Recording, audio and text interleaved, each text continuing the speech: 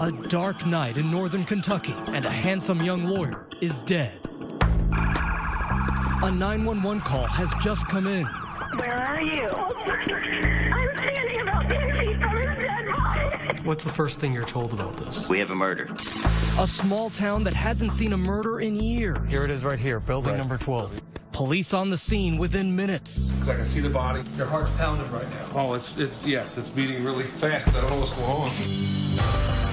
The victim, 29-year-old Ryan Poston. He'd just opened his own law firm. His life is taking off. A large and distinguished family, so many friends, so many beautiful women orbiting around him, and no known enemies. Police in Highland Heights are still trying to piece together exactly what led to the fatal shooting. Now he's dead, shot 6 times with his own gun. What happened? This was a shocking crime, 6 shots. Bang, bang, bang, bang, and down he went to the floor. Bad blood between a beautiful woman and a man. A twisted romance turned sour. Inside a suburban condo, the dining room becomes a crime scene. A hail of gunfire from a semi-automatic. We're going to begin with the murder trial of that honor student from Kentucky. Tonight, the case that had the country glued. She said, yeah, he wanted a nose job, so I gave him one. I gave him his nose job. He wanted. That made my blood run cold. A promising life cut down. How did it go from mad love to bad blood? Good evening. Here tonight, that stunning tape from the interrogation room, a suspect who can't stop talking, can't stop acting out. But you're about to see it get even more bizarre. So how did things go from photos like these of a happy couple on Instagram to the so-called nose job murder? A headline that began when 6 shots were pumped into that handsome young bachelor, a man obsessed with guns himself. He was often out with friends as part of the Friday night dating scene, just like so many people are out doing tonight. Beautiful women always wanting to know him, but one of those women would become a fatal attraction. Here's Gio Benitez. The story begins here at a bar called the Milford Inn. 24-year-old Audrey Bolte is waiting. Any minute now, a man is supposed to arrive. Were you excited to meet him? Yes, of course. I was very much looking forward to it. Audrey isn't just your average, beautiful blonde on a blind date. Audrey Bolte, you are Miss Ohio. She's Miss Ohio 2012. See, 3 women remain, only one of the final 3 at the Miss USA pageant. The second runner-up is Ohio, Audrey Bolte. But tonight, Miss Ohio is hoping to meet Mr. Right. I had ended a serious relationship about a month prior, so it was kind of like me getting back out to the social world. They had met on Facebook through mutual friends. They talked about possibly meeting at Ryan's condo, but decide to rendezvous at the bar. One small change in the plans changes the course of the entire night. Who wouldn't be looking forward to meet a lawyer from Cincinnati who's attractive, funny, and witty? I mean, who wouldn't be excited to? It was going to be a night of fun and shooting pool. It's mid-October, Friday night, not far from the bright lights of Cincinnati, across the Ohio River. In the small suburb of Highland Heights, Kentucky, a typical small town full of fast food on the highways, but life is rather slow. The big news is the high school football team. The Bluebirds are undefeated. It's a crisp and clear evening, an autumn chill in the air. And back at the bar, Audrey appears to be getting the cold shoulder. And I'm kind of like looking around, and I didn't see him, so I waited. She goes to touch up her mascara. It's almost 10:30, and it's looking as if Miss Ohio is in the unlikely position of being stood up. And you must have been waiting and waiting and waiting. I mean, what's going through your mind? Were you angry? I mean, I'm a girl, and so I was like, where is this guy? Like, where is he? His name is Ryan Poston, and Audrey was hardly the first woman to find him appealing. So you two were just really in love. I thought he was the most beautiful thing I'd ever seen in my life. It was love at first sight, and I guess it was 3 days later, and I had a key to his apartment. For about 2 years, Lauren Worley was with Ryan. They even got these dogs, Max and Lily, together. When they met, Lauren was a student at Chase Law School at nearby Northern Kentucky University, and Ryan, who had already graduated from there, was studying for the bar exam. So there was that electricity between you two, right? It really was. And I kept remember thinking, I cannot believe that he wants to date me. Like, he is just so perfect and so beautiful. As if you're not gorgeous. Well, I appreciate that, but I mean, Ryan Poston is one of a kind. I thought that he was perfect for her. Lauren's former roommate, Emmy Reynolds, thought it was a match made in heaven. And I know you even compared Ryan to a character of Twilight, right? I did. Who? You know, the character Edward. He is just such a protector. So soft-spoken. Are you afraid? Always there. Even his build was similar to Ryan's. I felt so loved. To Lauren, 29-year-old Ryan was the whole package. He had the brains to match his good looks, plus a loving and highly successful family. Sort of like the movers and shakers. People that have been around for a very long time doing very big things. You know, our families have been friends for 20 years. I got to know Tom Awadawa and Matt Herron were two longtime buddies who agree that Ryan's spell wasn't just cast on women.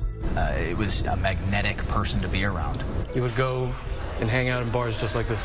Yeah, we'd go out a lot every weekend, probably. They say nights with Ryan in bars like this wouldn't result in your usual drunk talk, but rather non-stop debate sessions. He could literally talk about anything and everything. He was passionate about so many things. Philosophy, politics. They say Ryan had strong feelings on many subjects. Among them, guns. He liked guns. He believed in the ideology of gun ownership, and he believed guns can make society safer. He always had them. He would have it in his boot. He would have it in his holster. It was almost like, that's the guy that is a man, and he can protect. To Lauren, Ryan's comfort with guns made her feel safe. They'd practice shooting together at the range. And he even showed you how to use them, right? Yes.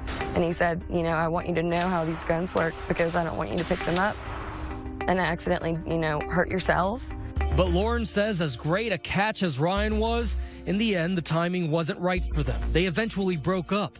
We broke up always thinking, I think in the back of my mind, at least that we were going to get back together. But meanwhile, another one of Ryan Poston's relationships was disintegrating. He was stressed out. Absolutely stressed out. Crystal Alhozo was a friend that Ryan had hired at his law firm in this building in downtown Cincinnati, but he was having a bitter falling out with his partner there. It was sucking the life out of him, literally. In the midst of the fight, he sends Crystal an angry Facebook message ranting about the lawsuit between him and his partner, saying, I want this piece of expletive destroyed. Bury him neck deep at low tide, throw darts at his head, wait for high tide to roll in so I can stomp on his head while he's drowning. An uncharacteristic display of anger, his friends say, and now something else is incongruous. The usually reliable Ryan has left Miss Ohio, Audrey Bolte, sitting alone, waiting for him at the Milford Inn. You must have been thinking, this can't be happening to me right now.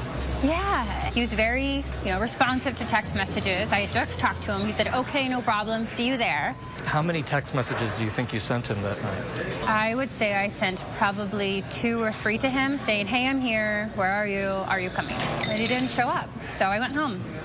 The reason Ryan never showed up? Because he's lying in a pool of his own blood in his Highland Heights condo, where Audrey almost met him. Campbell County 911. Ryan has been shot, and help won't make it in time. Are you sure that he is dead? He's dead, man. He's completely dead. This is Highland Heights. It doesn't happen in Highland Heights. The mystery on Meadow Lane is only just beginning. Stay with us. Bad Blood continues. Once again, Gio Benitez. Another fall weekend is just underway in this part of Kentucky. It should be quiet, but it's not. It was a very normal Friday night, but you get a really unusual call. You're hearing about a shooting. Dave Fornash is an 18-year veteran of the Highland Heights Police Force. This is Highland Heights. It doesn't happen in Highland Heights. I'm standing about 10 feet from his dead body. This 911 call just received, and it's a woman's voice. I killed my boyfriend. What did you kill him with? A loaded gun in the house. I turned on my lights and took off. You were about a mile away. Correct. So you were pretty close. Correct. He pulls into this condo complex. There's about 20 units lining both sides of Meadow Lane. So you park the car and you're just walking now. Right. Here it is right here, building number 12. Building number 12. He enters building 12 and heads up the stairs. And we're listening for stuff as we go up the steps. Another officer now with him as he approaches number 10, the condo belonging to that young lawyer, 29-year-old Ryan Poston. The shooter is still on the phone. Ma'am, I want you to go to your front door. I want you to open it up, walk outside the door with your hands in front of you. Okay, I will. So that door opens up. A young woman emerges, early 20s, slim, about 5'8", long brown hair. Told her to be quiet, get on the ground, had my gun pointed at her. His partner cuffs the woman and takes her away, while Fornash goes inside. I can see the body over here. In a similar condo, Fornash shows us how he started going room to room. Because you wanted to make sure there was nobody else in this house. Correct. My heart's pounding, I don't know what's going on. These crime scene pictures show what it was like. A cluttered two-bedroom apartment, clearly a bachelor pad, couches, chairs, a bookcase, and a large TV, a second bedroom dedicated to just his neckties, and for that gun lover, an artillery vest. There's no one inside besides Ryan Poston. So the body is like right in this area, the head is here. He checks for a pulse. There is none. So there was no blood up here. Nothing. Nothing high. Fornash calls for the coroner and heads back to the station where the woman is waiting in this interview room. It's the first time he learns her name, Shayna Hubers. My name's Dave Fornash, I'm a sergeant, okay? At the moment, he knows nothing about her or how she and Ryan were connected at all. That story begins about 90 miles down the highway at the University of Kentucky. Shayna was among the graduates of the class of 2012, a hometown Lexington girl. I've known her since second grade. Morgan Burrows grew up near Shayna. They went to the same high school. She was very smart, like really, really smart. A lot of people at school knew who she was. Like everybody was like, oh, well, that's the girl that's got good grades and stuff and really, really pretty. Like everybody would always talk about how pretty she was. Morgan says people considered her driven to succeed, a standout student in high school, dean's list in college, now pursuing her master's in school counseling. Ryan's cousin had known Shayna from college, and she had arranged the introduction.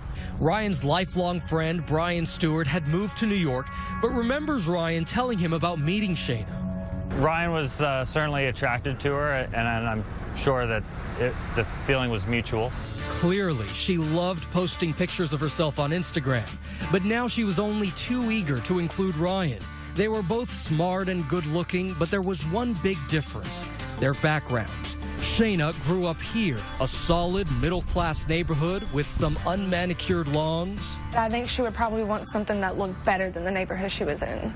Something perhaps like this, the bluegrass horse farms and blue blood heritage Lexington is famous for, a world of money and prestige, a world familiar to Ryan, but money can't buy you love.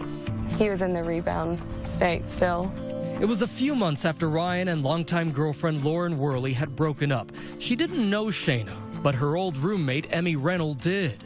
Do you think that she was just a gold digger, thinking, you know what, Ryan's my ticket to a good life? Actually, yes.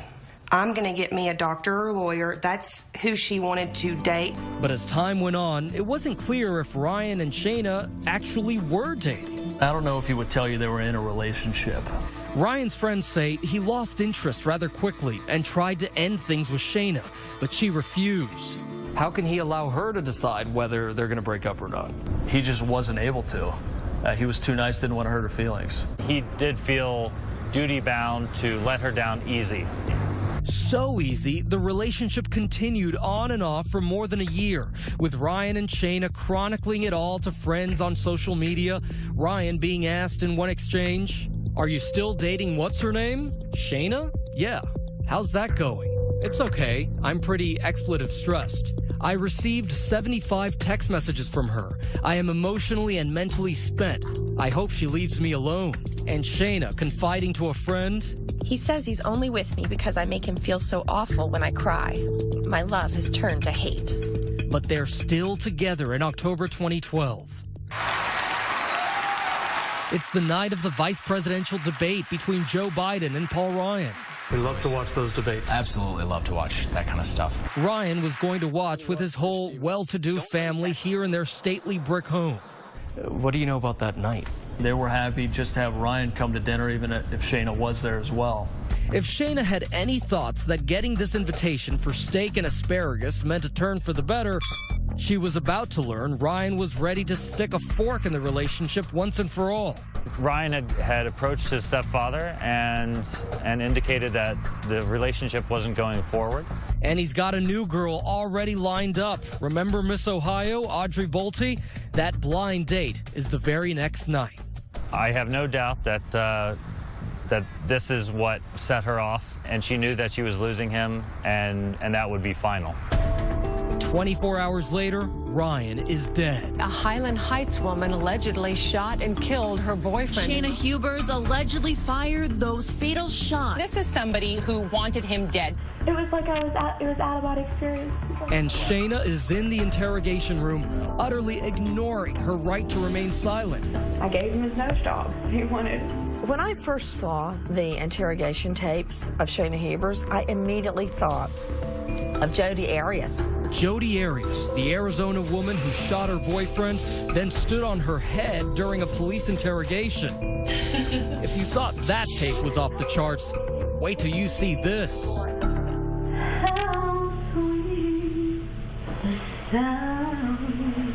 We'll be right back.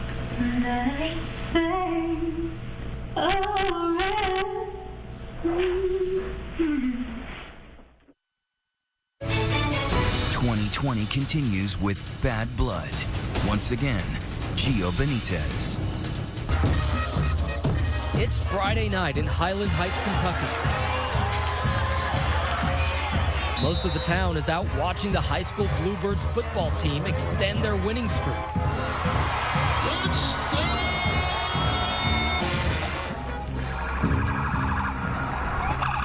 But 5.5 miles away, police have found 29-year-old attorney Ryan Poston lying dead in a pool of blood. Now a pretty 21-year-old graduate student who admitted to pulling the trigger is sitting in the interrogation hot seat. I'll be with you in just a second. You're fine. Inside the nondescript 8x8 room, a video camera rolls as Sergeant Dave Fornash reads Shayna Hubers her Miranda rights. Says you have the right to remain silent. So she said, I want an attorney. I can't ask her any questions once she invokes the right to have an attorney. Though to complete his report, he asked for the victim's name. What was his name? The man that I killed. Ryan Carter Poston. The man that I killed, she says. I was kind of stunned, and at that point, she just started talking. She talked and talked and talked. I killed him, she says, but with an explanation. It was self-defense. I honestly, shot the man in self-defense. Okay. He was throwing me around the room. As soon as it happened, it was surreal. It was like it was out-of-body experience. It was like, that was not me. That was not me. Okay. Sergeant Fornash leaves the room to process what he just heard. Meanwhile, Shayna becomes increasingly anxious. Look at her here, fidgeting, pacing, and drinking copious amounts of water. Eventually, another officer comes to keep her company. Once again, without being asked, Shayna starts spouting, telling police what she says happened inside that apartment, a domestic dispute gone awry. Taking me out and throwing me against the bookshelf. That's when he started screaming all the nasty things at me. You're hillbilly. Everyone knows you're crazy. Shayna says Ryan sat at this dining room table glaring and screaming at her, all while playing with his Sig Sauer semi-automatic handgun and ammo. He's pulled it out, whipped it, and been like, what would you do if I shot you right now? What would you do if I was afraid. Remember, Ryan was a gun enthusiast. His messy apartment full of paraphernalia, an artillery vest hanging next to his ties, bullets sharing a cabinet with board games. But then she goes on to paint Ryan as a pill-popping zealot, habitually abusing prescription drugs like Adderall, Xanax, and Ambien.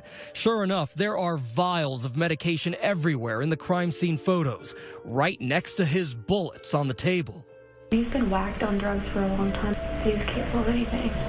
Shayna starts to act it all out, saying Ryan got up. And he wasn't completely standing up. He was like this. But before he could strike, she says she grabbed his gun from the table and began shooting.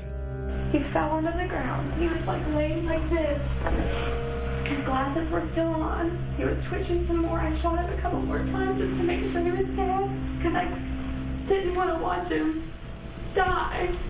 6 slugs, a mercy killing, she claims, to put her bleeding boyfriend out of his misery. But then, an extraordinary remark. He's very vain. One of our last conversations we had that was good was that he wants to get a nose job. Just that kind of person. And I shot him right here. I gave him his nose job. He wanted. Yeah, you heard that right. But Police Chief Bill Birkenhauer couldn't believe his ears. When you heard her say, I gave him that nose job he always wanted. My jaw dropped, you know. I was like, did she just really say that? It's important to note, the cops don't ask her one single question because she's asked for that attorney. But that doesn't stop her from spewing. Hebers could not shut her pie hole. She could not be quiet. But that was only the beginning of Shayna's bizarre behavior. Listen as she laughs, questioning her own sanity. Am I crazy? I don't think you're crazy. Asking a series of strange questions about life behind bars. If you go to jail, are you allowed to keep your phone and you shower there? Or do you just get really dirty? I have to shower in front of people? Oh my God. Musing out loud about love. I don't know if anyone will ever want to marry me if they know that I killed a boyfriend in self-defense. It's not funny, but... And then the would-be school counselor worrying about her homework. I have 2 papers due Monday that I haven't submitted. I don't know if that's even going to matter now. What her behavior in the interrogation room says to me is that there was no remorse whatsoever. None. But it's when she is alone in that room that she is the most revealing. Listen as she paces back and forth, muttering. I did. Yes, I did. I can't believe I did that. Listen again. I did it. I did it. I did. Yes, I did. At one point, she breaks out ballet moves. And even starts singing Amazing Grace. How sweet the sound that sings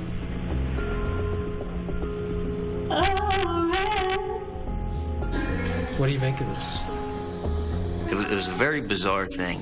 Her actions in that room didn't come off as somebody who had just killed somebody. A lot of the things she did in there were staged. That was enough for Sergeant Fornash. He comes back into the room.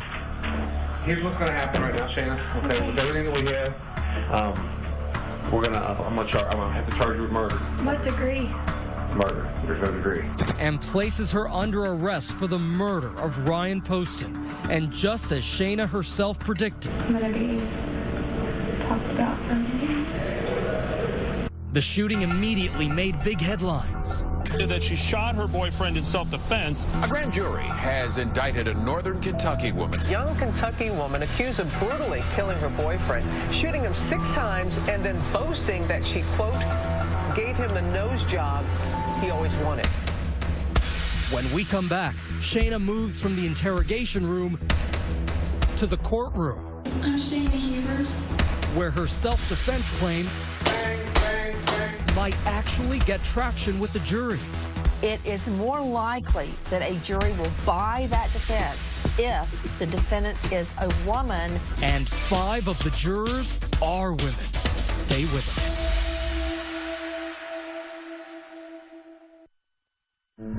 It's setting up to be the trial of the year in northern Kentucky. The case of accused murderer Shayna Hubers. Ryan Poston was shot 6 times. Shooting him in the face. Was it murder or self-defense? It was an amazing situation, amazing case that kind of captivated the whole area. Shayna Hubers finally getting her day in court after spending over 2 years waiting in jail. She had been in this courtroom before. Months earlier, she'd made a case for bail, taking the unusual tact of testifying at this bond hearing on her own behalf. I'm Shayna Hubers. Do you recall your emotional state? I was horribly traumatized, upset, in shock. And what did you believe would happen if you had grabbed that gun first? I believed that I would have been hurt, that I would have been shot. Demure enough in her glasses and jailhouse stripes, her image a sharp contrast to her former life. You would say anything to this court to get yourself out of jail. Prosecutor Michelle Snodgrass pounces, calling her a flight risk. You talked about changing your hair, burning off your fingerprints, phone calls that you have made to your mother, where you said, if I see a door open in here, I'm running. It's been almost 2 years. I don't remember every phone call I've had with my mother. I think she is risk of flight. Bail denied. All right. We are on the record on Commonwealth versus Shayna Hubers. Today, Shayna is before that judge again, on trial for murder. And that's the murderer sitting at the table. Would a jury buy her claim of self-defense? Going into the trial, Shayna Hubers had something very important going for her, and that is we are all now very, very aware of domestic abuse. Walking into this courtroom, did you ever think, we've got this? There's no such thing as a slam dunk case. Maybe so. And his shirt. But Snodgrass must know you have more than an outside shot when your suspect acts like Jodi Arias. What do you think was the pivotal sort of testimony in that courtroom? Probably the most important thing was that 2.5-hour video. I think that speaks volumes, not just her words, but her actions. She lets the jurors hear Shayna's own version of the shooting, especially that callous comment about the nose job. And wants to get a nose job. Just that kind of person. And I shot him right here. I gave him his nose job. It was the phrase that made the case notorious. Just Google Shayna Hubers and up pops the nose job murder. I didn't say those words. She did. I finally gave him his nose job. What did you think about that? I think that one statement summed up her attitude. There was no sign of remorse. To prove how heartless the former honors student seemed, the prosecution brings up 3 women, cellmates who spent time with Shayna in jail, and say Shayna laughed about the murder and admitted Ryan Poston never hurt her. She was trying to make people believe that he was abusive to her. She would throw furniture around to make it seem like there was a fight. And what did she say it really happened? That she was the aggressor in the fight. I don't believe there was any kind of struggle. Highland Heights Police Chief Bill Birkenhauer was the lead detective on the case. My shoulder hurt. He says Shayna didn't have any bruises that night. But Ryan had quite a lot of something the prosecution claims is much more significant. And how many Facebook messages did he have? Almost like a voice from beyond the grave, Ryan Poston's own texts and Facebook posts, tens of thousands of them. I would say there was 50,000 pages. You looked through each and every one of those messages, didn't you? I did. All the text messages together told me that, Ryan Poston did not want to be in a relationship with Shayna Hubers. Ryan texting a friend, I received 75 text messages from her. I am emotionally and mentally spent. I hope she leaves me alone. Add Shayna's messages, and the prosecution says the picture is very clear. He says he is only with me because I make him feel so awful when I cry. My love is turned to hate. The most crucial message of all, one Shayna sent to her close friend, Christy Euler. A seemingly incriminating message when Shayna and Ryan were going to a shooting range together. When I go to the shooting range with Ryan tonight, I want to turn around and shoot and kill him and play like it's an accident. I wish I would have paid more attention to it. That right there stunned everybody that was watching this trial. I think a lot of people in the defense especially wanted to play that off as a joke. It's just not funny. The prosecution says it was not long after that Shayna finds out about that date with Miss Ohio. When things didn't go her way, it was not good. They tell the jury Shayna, the jilted lover, picks up one of Ryan's 4 loaded guns that night at his condo and kills him in a jealous rage. She killed him in cold blood, and I'm asking you to find her guilty of murder. But now it's Shayna's turn. She acted in self-protection. Asserting self-defense, the same story as when Shayna first called 911. Her words repeatedly and over. He could have grabbed me. He could have hurt me. Defense attorney David Mejia says the couple was arguing and that Shayna shot Ryan after they both grabbed at that gun that was laying on the table. If he would have gotten the gun, it would have been me and not him. All right, you may call your first witness. I've got to hand it to the defense. They tried a tactic that in the past has been tried and true. When all else fails, bring on the defendant's mother. I was frightened for Shayna. Shayna's mother, Sharon, testifies about a frantic call from Shayna in the wee hours of the morning before the shooting. She was in pain. There was fear in her voice. She says Shayna was distraught, calling from Ryan's condo, so Sharon Hubers drives to the condo to get her daughter. I tried to get her to leave with me and come home. But Shayna won't go with her. She insists she wants to stay and work things out with Ryan. It showed that Shayna Hubers was not afraid to stay at Ryan Poston's. She went back. The next night, Shayna is back at Ryan's again when her mother gets an even more disturbing call. She was hysterical, terrified. This time, Shayna tells her she's just shot Ryan. She was a mess. It's Sharon that tells her daughter to call 911, and so she does. Campbell County 911. Ma'am, I killed my boyfriend in self-defense. Is a person who shoots somebody intentionally without justification going to call the police with this kind of speed? He threw me across the room. The defense suggests Shayna's story is believable. Remember those drugs found at the crime scene? The defense argues they could have sent him into a rage and that he had a violent side. Remember that Facebook message during his lawsuit with his former partner? I want this piece of destroyed, bury him neck deep at low tide, throw darts at his head, wait for high tide to roll in so I can stomp on his head while he's drowning.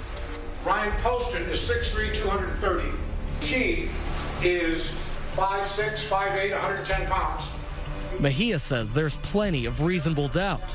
Emptying the clip into somebody against whom has threatened violence against you, who is going to grab a gun to shoot you in your belief, is absolutely justified by under the law. But unlike the bond hearing, I'm Shayna Hubers. Shayna herself never takes the stand in trial.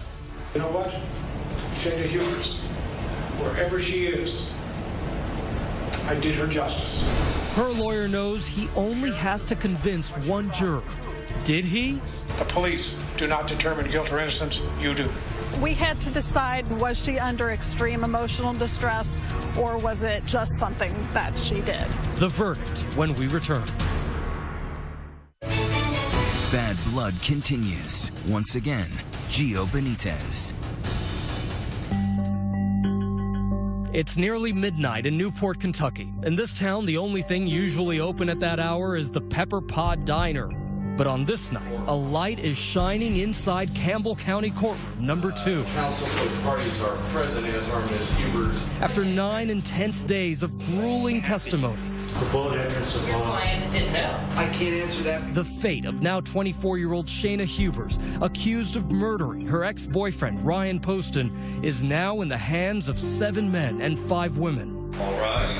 Mr. Foreman, the jury reached the verdict. We have not. After just 5 hours of deliberations, a midnight verdict is in. We, the jury, find the defendant, Shayna Hubers, guilty of murder under instruction number 3. Shayna Hubers guilty of murder. The courtroom overcome with emotion.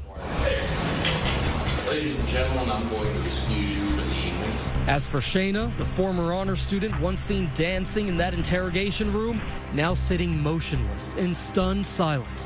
While Ryan's family hugs emotionally, Shayna's mom quickly slips out of the courtroom unseen by cameras. Laura Kirkwood was on that jury and says convicting Shayna was a no-brainer. At no point did I buy the battered girlfriend defense. But guilt is only step one. What's left is sentencing. In Kentucky, the jury also recommends the punishment. She faces up to life in prison. So the next morning, they are back at it again. Jurors hearing final testimony to help them determine Shayna's fate. Ms. Carter, would you raise your right hand? Ryan's sister, Katie Carter, takes the stand, recounting the moment when she found out her big brother had died. And I said, it's not true. It's not true. Katie describes how in the 2 years since his death, her family's life has changed. He made us complete, and without him, there is always a chair that's going to be empty. He will never be able to have all the things that he deserved to have in his life. Katie walks off the stand and into the loving embrace of Ryan's two other sisters. Meanwhile, Shayna Huber, sitting on the other side of the courtroom, remains reactionless. Ladies and gentlemen, at this time, we'll hear closing statements. Shayna's attorney, David Mejia, makes a final push for the jury to give her the statutory minimum of 20 years. Shayna Hubers called the police. Shayna Hubers cooperated with law enforcement. He cites her so-called honesty during that infamous police video, lack of criminal history, not even a parking ticket, and her young age. There must be a belief in the potential for maturity, potential for reformation. Can I have just a minute? You may, Ms. Snodgrass. But prosecutor Michelle Snodgrass has some theater for her closing argument. A prop, that stained dining room chair from Ryan's apartment, meant to pull on the heartstrings of the jury. The empty chair that Katie Carter said will never be filled again.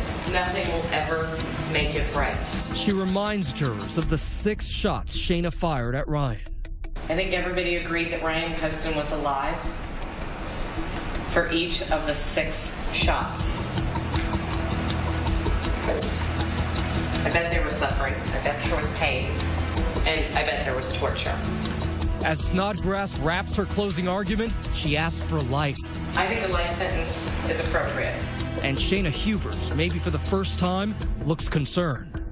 After deliberating for only an hour, the jury is back in the courtroom, ready to recommend their sentence. We, the jury, fix the defendant Shayna Huber's punishment for the offense of murder at 40 years confinement in the penitentiary. Life was too long that possibly, maybe if she's rehabilitated, she could do some good when she gets out. Even with a 40-year sentence, she's likely to get out in just 20 years. It doesn't seem quite right, does it? Outside the courtroom, Ryan's mom speaks publicly for the first time. Talk about how you're going from here. 1 minute at a time, 1 hour at a time, 1 day at a time. Moving on is difficult for others involved in the case, like former Miss Ohio Audrey Bolte. Though she never actually met Ryan Poston, did that blind date trigger his murder? She still can't come to grips with the role fate played for both of them that night. All of the time I play it back in my head, and it took me a long time to be okay. For Brian Stewart, it's the loss of a childhood friend. Ryan was my best friend, and I'm convinced that he is the best man I shall ever. And then there's Lauren, for whom Ryan was the love of her life, the one that got away, and who now faces a lifetime of regret. I was so close to it. I was right there. I wish I would have known or paid attention, you know, because I feel like I might have been able to stop it. And I loved Ryan. I still love Ryan. He's my lover in the clouds. Tonight, as Shayna Huber sits behind bars, 2 important notes. Since the verdict was announced, she's now requested a new trial That's being decided now. And while you just saw what the jury recommended for Shayna, 40 years behind bars, it is up to the judge to make a final decision. That sentencing is scheduled to take place later this month. Stay with us. That is our program for tonight. Thank you so much for watching. I'm Elizabeth Vargas. And I'm David Muir from all of us here at 2020 and ABC News. Thanks for watching. Have a great weekend. Good night.